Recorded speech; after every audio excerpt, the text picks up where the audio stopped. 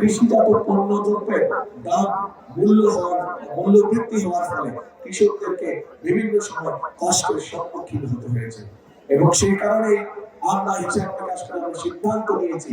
এই সময় আমরা দেখেছি যে এই অঞ্চলের সবচাইতে বেশি সংখ্যক মানুষ দারিদ্র্য সীমা থেকে বেরিয়ে এসেছিল, কিন্তু বিগত 16 বছর ধরে আমরা দেখেছি যে যে আর যতগুলো মানুষ দারিদ্র্য সীমা থেকে বেরিয়ে এসেছিল তথাকথিত উন্নয়নের নামে লুটপাট হয়েছে, কিন্তু মানুষের ভাগ্য পরিবর্তনের জন্য সঠিক পদক্ষেপ গ্রহণ করা হয়নি। ফলে মানুষের কর্মসংস্থানের ব্যবস্থা হয়, ফলে নতুন মানুষের সাধারণ মানুষের জীবনযাত্রা টিকে থাকার জন্য নতুন ব্যবসা কোনো কিছু এইখানে করা হয় না।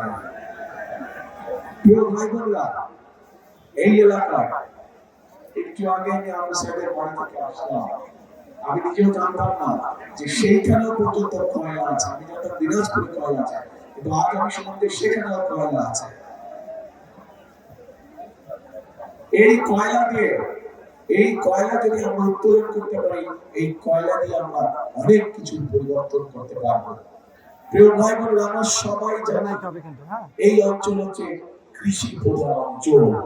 এই দেশের এই এলাকার মানুষ ম্যাক্সিমাম মানুষ কৃষি কাজের সাথে জড়িত এবং সেজন্যই আমরা দেখেছি যে বিগত 16 বছর যাবত সমাজের সব শ্রেণী পেশার মানুষের সাথে সাথে আমাদের কৃষক ভাইরা কিভাবে অত্যাচার নির্যাতনের শিকার হয়েছে, কিভাবে কৃষিজাত পণ্য দ্রব্যের দাম মূল্য বৃদ্ধি হওয়ার ফলে কৃষকদেরকে বিভিন্ন সময় কষ্টের সম্মুখীন হতে হয়েছে এবং সেই কারণে আমরা হিসাব প্রকাশ করে আমরা সিদ্ধান্ত নিয়েছি যে আগামী 12 তারিখে ইনশাআল্লাহ ধানের শীষ সরকার গঠন করে আগানোর মধ্যে আপনাদের সমর্থন নিয়ে এই মুহূর্তে যাদের কৃষি ঋণ 10,000 টাকা পর্যন্ত আছে, আমরা সেই কৃষি ঋণ সুদ সহ চালানো করব।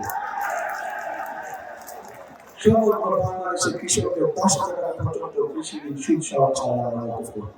প্রিয় ভাই বোনেরা, শুধু তাই নয়, এই এলাকার মানুষ স্বাভাবিকভাবে কষ্টে থাকার কারণে অনেক মানুষ আছে